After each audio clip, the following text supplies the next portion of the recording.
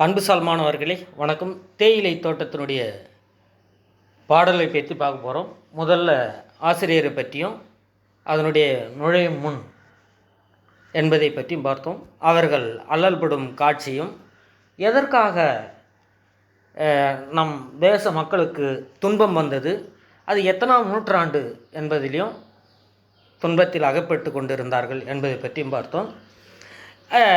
அதாவது 19ஆம் நூற்றாண்டு ஏற்பட்ட பஞ்சத்தினால் இப்படி மக்கள் படுகின்ற அவல நிலையை பற்றி பாரதியார்லாம் எழுதியிருந்தாலும் கூட இது ஒரு சிறுகதையாக வெளிவந்த தேயிலை தோட்ட பாடல்கள் என்று பார்த்தோம். அந்த பாடலை இப்போ பார்க்கும், நல்லா குறித்து வச்சுக்க.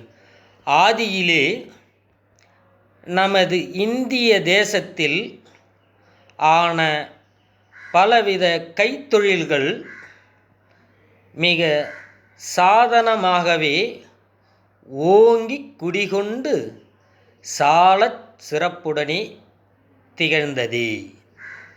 புரியுதா? திகழ்ந்தே அப்படின்னு சொல்கிறோம். திகழ்ந்ததில் திகழ்ந்தே. ஆதியிலே நமது இந்திய தேசத்தில், ஆதினா முதல், பழங்காலத்தில் இருந்து, நல்லா தெரிஞ்சு, பழங்காலத்தில் இருந்து நம்மளுடைய இந்திய தேசம், தேசம்னா நாடு, நம்ம இந்திய நாட்டில் இப்போ கிடையாது, பழங்காலம் முதல்ல இருந்து, பழமையான காலத்திலிருந்து நம்மளுடைய இந்திய திருநாட்டில் என்னன்னு பார்த்தீங்கன்னா பலவிதமான கைத்தொழில்கள் இருந்தது. பலவிதமான கைத்தொழில், சாதாரணமாக கைத்தொழில் நிறைய இருந்தது, நிறைய கைத்தொழில்கள் இருந்தது. என்ன கைத்தொழில்? குடிசை தொழில் இருந்தது, கைத்தொழில் இருந்தது. அது கூட பாடல் கூட விடும், திரைப்பட பாடல். என்ன வளம் இல்லை நம் திருநாட்டில், ஏன் கையை ஏந்த வேண்டும் அயல்நாட்டில், ஒரு திரைப்படத்தில் ஒரு பாடல் பாடி இருக்கிறாங்க. அப்படி எல்லா வளமும் நம்மளுடைய நாட்டில் இருந்திருக்கிறது. நம்மளுடைய இந்திய தேச நாட்டிலே என்னன்னு கேட்டிங்கன்னா எல்லா வளமும் இருந்திருக்கிறது. கைத்தொழிலில் பார்த்தோன்னா என்ன பண்ணுறோம், அறிவியல் தொடர்பான செய்திகள், பொருள்கள், அதாவது கைவினை பொருள்கள், இது சொல்லலாம், தச்சு தொழில்கள், எந்த தொழிலை எடுத்துக்க எல்லா தொழில்களும் இது இப்பொழுது இல்லை, காலம் தொற்று ஆதியிலே முதல் காலத்தில் இருந்தே நம்மளுடைய நாட்டில் பலவிதமான கைத்தொழில்கள் எல்லாம் இருந்திருக்கிறது என்று சொல்கிறார். புரியுதா? முதல் பாடம், ஆதியிலே நமது இந்திய தேசத்தில் ஆன பலவித கைத்தொழில்கள் இருந்திருக்கிறது, மிக சாதனமாகவே ஓங்கி குடிகொண்டு சாலச் சிறப்புடனே திகழ்ந்தே அப்படின்னு சொல்கிறாங்க.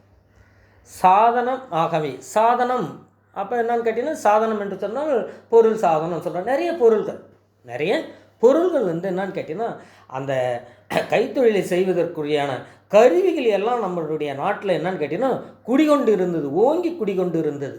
இப்போ ஒரு தச்சு தொழில் செய்யணும், ஒரு பானை வணையணும் அப்படின்னு சொன்னால் அதுக்குண்டான கருவிகள் எல்லாம், அதான் சாதனம், இது எல்லாம் ஓங்கி வளர்ந்து கொண்டிருந்தது. அதுதான் சாலச் சிறந்தது, மிகவும் சிறந்தது, சிறப்புடன் திகழ்ந்தது நம்ம நாட்டில்.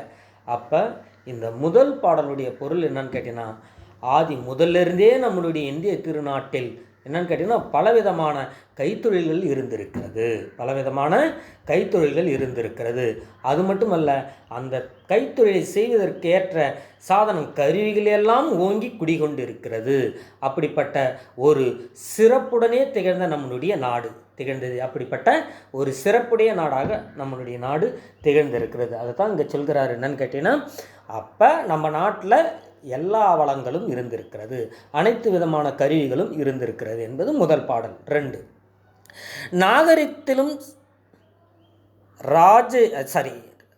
ராஜரிகத்திலும், நல்லா தெரிஞ்சுங்க, நாகரிகத்திலும் ராஜரிகத்திலும் நாடெங்கும் எந்நாளும் கொண்டாடிட. புரியுதா? நாகரிகத்திலும் சரி, ஆட்சி செய்வதிலும் சரி, சொல்கிறாங்க இல்லையா, ஆட்சி எல்லாவற்றிலுமே சரி, எல்லா நாடெங்கும் எந்நாளும் கொண்டாடிடு, எந்நாளும் கொண்டாட நம்மளுடைய நாட்டில் இருந்திருக்கிறது. நாகரிகமாக இருந்தாலும் சரி, ஆட்சியினுடைய சிறப்பாக இருந்தாலும் சரி, எந்த ஒரு குறையும் இல்லாமல் இருந்திருக்கிறது. அப்படிப்பட்ட நம்மளுடைய திருநாடு இந்திய நாடு அருஞ்சேகரம் போல சிறந்து விளங்கிடும் செல்வம் மலிந்த திருநாடு அப்படின்னு சொல்கிறாங்க. செல்வம் மலிந்த திருநாடு. சேகரம் அப்படி என்று சொன்னால் கொஞ்சம் கொஞ்சமாக சேர்க்கின்ற பொருள். அரும் செல்வம், அரும் செல்வங்களை எல்லாம் விளங்குகின்ற சிறப்போடு, அதான் சிறந்து விளங்கிடும். புரியுதா? சிறந்து விளங்கக்கூடிய, அதாவது அருஞ்செல்வம் அப்படி என்று சொன்னால் கிடைக்கப்படாத செல்வங்களை எல்லாம், கிடைக்கப்படாத பொருள்களை எல்லாம் நம்மளுடைய நாட்டில் இருந்திருக்கிறது. கிடைக்கப்படாத பொருள்கள் எல்லாம் நம்மளுடைய நாட்டில் இருந்திருக்கிறது. அது கூட மட்டும் இல்லை, அது சிறந்து விளங்கி இருக்கிறது. அது என்னன்னு கேட்டீங்கன்னா சிறந்து விளங்கி இருக்கிறது. அப்படிப்பட்ட செல்வம் மலிந்த திருநாடு நம்மளுடைய இந்திய நாடு. செல்வம், செல்வம்னா என்னன்னு கேட்டிங்கன்னா பொருள். மலிந்துன்னா என்ன? பொருள் நிறைய கிடைக்குது. இப்போ மலிவாக கிடைக்குதுன்னு சொல்லுவோம், புரியுதா? மலிவாக கிடைக்குன்னா என்ன? நிறைய பொருள் கிடைக்கிறது. அப்படிப்பட்ட வளமிக்க பொருள், எந்த பொருளை எடுத்தாலும் சரி நம்மளுடைய நாட்டில் அதிகமாக கிடைத்திருக்கிறது, மலிந்து இருக்கிறது. அப்படிப்பட்ட ஒரு திருநாடு நம்மளுடைய இந்திய நாடு. சரி, நாகரிகத்திலும் சரி, சிறப்பு போற்றுவதிலும் சரி, நாடெங்கும் எல்லாரும் போற்றக்கூடிய அளவிற்கு என்னன்னு கிடையாது, எல்லாரும் எல்லா நாடுகளும் கொண்டாடும் அளவிற்கு நம்மளுடைய நாட்டில் எல்லா வளமும் இருக்கிறது. இப்படி அரும் செல்வங்களை எல்லாம் சிறந்து விளங்குகின்ற நாடாக நம்மளுடைய நாடு அமைந்திருக்கிறது. செல்வங்கள் எல்லாம் என்னன்னு கேட்டீங்கன்னா நம்மளுடைய திருநாட்டில் மலிந்திருக்கின்ற திருநாடு அப்படி என்று சொல்லலாம். அப்போ நம்மளுடைய நாட்டினுடைய வளத்தை பற்றி இந்த பாடல் சொல்கிறது. அடுத்தது 3வது பாடல். இத்தகை சீரும் சிறப்பும் கொண்ட நமதிந்திய தேசத்தில் அந்நியர்கள் நடுமத்தியில் வந்துகுடி புகுந்து வருமானம் கொடுத்து ரட்சித்து வரும். அதாவது என்னன்னு கேட்டிங்கன்னா எல்லா வளமும் இருக்கிறது. ஆதி முதன்மையான காலத்திலிருந்தே பலவிதமான கைத்தொழில் இருக்கிறது. கைத்தொழிலுக்கேற்ற கருவிகள் இருக்கிறது. நாகரிகத்திலும் சரி எல்லாவற்றிலும் கொண்டாடுகின்ற செல்வ சிறப்புகள் எல்லாம் இருக்கிறது. செல்வங்கள் எல்லாம் மலிந்து இருக்கிறது. ஆனால் இப்படி இருந்தும் நம்மளுடைய நாட்டில் இத்தகைய சீரும் சிறப்பும் கொண்ட நமது இந்திய தேசத்தில், நம்மளுடைய இந்திய நாட்டில் சீரும் சிறப்போடும் இருக்கணும். பொருள்கள் நிறையா இருக்குது, எந்த ஒரு குறையும் இல்லாமல் இருக்கிறது. இப்படி இருந்தும் நமது இந்திய தேசத்தில், நம்மளுடைய இந்திய நாட்டில் அந்நியர்கள், அந்நியர்கள் என்று சொன்னால் ஆங்கிலேயர்கள், அந்நியர்கள் என்று சொன்னால் ஆங்கிலேயர்கள் நடுமத்தியில் வந்து குடி புகுந்து, நடுமத்தியில் திடீர்னு நடுவில் என்ன பண்ணிட்டான், ஆங்கிலேயர் நம்ம நாட்டில் குடி கொண்டுட்டான்.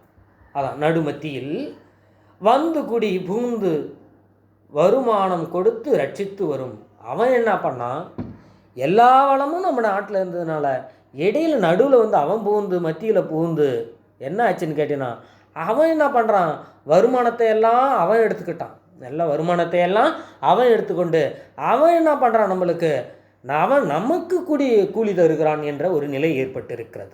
அப்படி வருமானம் கொடுத்து ரட்சித்து வரும். நம்மளை என்ன பண்ணுறான், நம்மளை கொத்தடிமைகளாக ஆக்கி வைத்திருக்கிறான். புரியுதா? நம்ம என்ன பண்ணுறான், கொத்தடிமைகளாக ஆக்கி வச்சுக்கிறான். அப்படிப்பட்ட சிறப்புடைய நாடாக இருந்தோம். ஏன் ஆங்கிலேயர்கள் உள்ளே வந்தார்கள் என்று தெரியவில்லை, வந்து நம்மை அடிமைப்படுத்தி விட்டார்களே என்று சொல்கிறது. 3 பாடல். அதாவது 3 பாடல். முதல் பாடலில் என்ன சொல்கிறாருன்னு பார்த்தீங்கன்னா, ஆதியிலே என்று சொல்லப்படுகிறது. நல்லா தெரிஞ்சுக்க, ஆதினா முதன்மையான காலத்திலிருந்து, நல்லா தெரிஞ்சுக்க, முதன்மையான காலத்திலிருந்து நம்மளுடைய இந்திய தேசம் புரியுதா பலவிதமான கைத்தொழில்களை எல்லாம் பெற்ற நாடு. அது மட்டுமல்ல, அந்த கைத்தொழிலை செய்வதற்கான சாதனங்கள் எல்லாம் நம்மளுடைய நாட்டிலே இருக்கிறது. அது ஓங்கி குடிகொண்டு இருக்கிறது. அது மிக சிறப்பானது ஒன்றாகவும் இருக்கிறது. நாகரிகத்திலும் சரி, புரியுதா, ராஜரீகத்திலும் சரி நம்மளுடைய நாடு என்னன்னு கேட்டிங்கன்னா எந்நாளும் கொண்டாடுகின்ற ஒரு நாடாகவே போற்றப்படுகிறது. புரியுதா? அப்படி அரும் பொருள்களை எல்லாம், சிறந்து விளங்கிடும் பொருள்களை எல்லாம் செல்வம் மலிந்த ஒரு திருநாடாக நம்மளுடைய நாடு இருக்கிறது. செல்வம் மலிந்த நாடாகவும் இருக்கிறது. இத்தகைய சீரும் சிறப்பும் உடைய நாடாக இருந்து, புரியுதா, எல்லா சிறப்புகளும் எல்லா வளங்களும் இருந்தும் என்ன செய்வது, இத்தகைய சீரும் சிறப்பும் கொண்ட நமது இந்திய தேசத்தில், எல்லா வளமும் சீரும் சிறப்பும் கொண்ட நம்ம இந்திய நாட்டில் அந்நியர்கள் ஆங்கிலேயர்கள் நடுமத்தியில் புகுந்து கொண்டு, அதான் நடுமத்தியில் வந்து குடிபுகுந்து வருமானம் கொடுத்து ரட்சித்து வருகிறார். அவர்கள் என்ன பண்ணுறான், நம்மளுடைய நாட்டு பொருள்களையெல்லாம் கைப்பற்றி கொண்டு அகப்படுத்தி கொண்டு அவர்கள் நமக்கு கூலி கொடுத்து வருகிறார்கள் என்ற அவல நிலை ஏற்பட்டிருக்கிறது. மாணவர்களே, 3 பாடல் பார்த்துருக்கிறது. மீதியை அடுத்த பகுதியில் பார்ப்போம். நன்றி, வணக்கம்.